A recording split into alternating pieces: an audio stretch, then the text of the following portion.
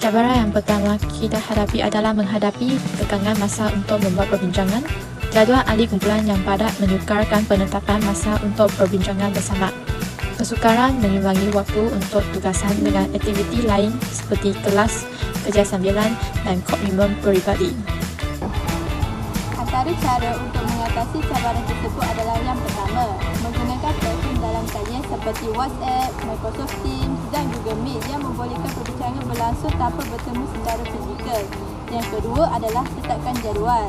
Sebagai contoh, kumpulan kami telah menyusun jadual mengikut tarikh dan waktu yang telah dipersetujui oleh ahli kumpulan sebaik sahaja tugasan diberikan. Yang ketiga adalah rekod perbincangan. Jika ada ahli yang tidak dapat hadir semasa perbincangan tersebut berlangsung, jadi rekod perbincangan tersebut dapat digunakan sebagai rujukan mereka. Dan yang terakhir sekali adalah bahagikan tugasan. Apabila mengalami masa yang terhad semasa perbincangan tersebut, jadi tugasan tersebut dibahagikan kepada setiap ahli kumpulan dengan jelas supaya tugasan tersebut dapat dilaksanakan. Sumber rujukan yang terhad.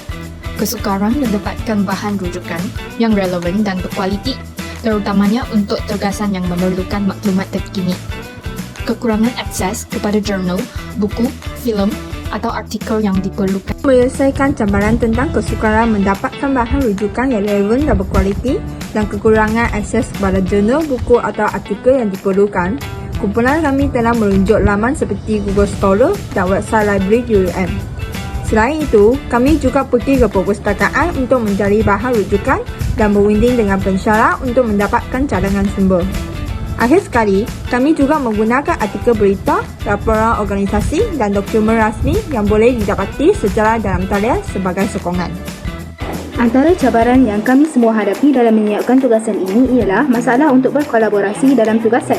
Contohnya seperti masalah komunikasi dan koordinasi dalam kumpulan, seperti perbezaan pendapat atau ketidakadilan dalam pembahagian tugas. Selain itu, kami juga menghadapi kesukaran dalam memastikan semua ahli untuk memberi sumbangan sama rata. Untuk mengatasi cabaran kolaborasi dalam tugasan perkumpulan, langkah yang pertama ialah komunikasi yang terbuka dan positif antara ahli kumpulan perlu digalakkan.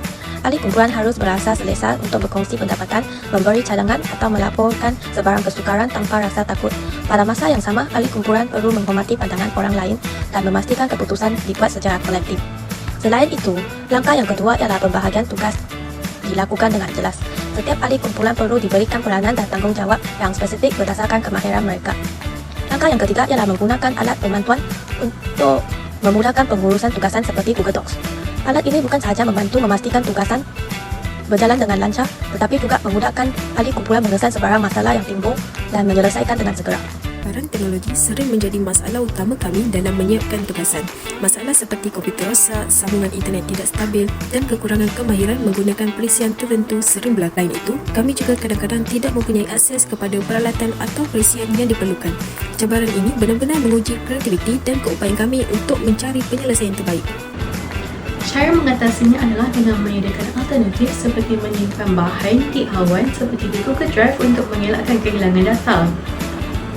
Seterusnya adalah memanfaatkan sumber institusi dengan menggunakan kemudahan yang terdapat di universiti seperti makmal komputer. Mempelajari perisian baru seperti mengikuti tutorial yang terdapat di YouTube untuk memudahkan perisian data. Dan terakhir adalah kerjasama yang berkumpulan. Jika ada sesetengah ahli yang mempunyai akses terhadap teknologi dengan lebih baik, jadi ahli itu digalakkan untuk membantu ahli-ahli yang lain.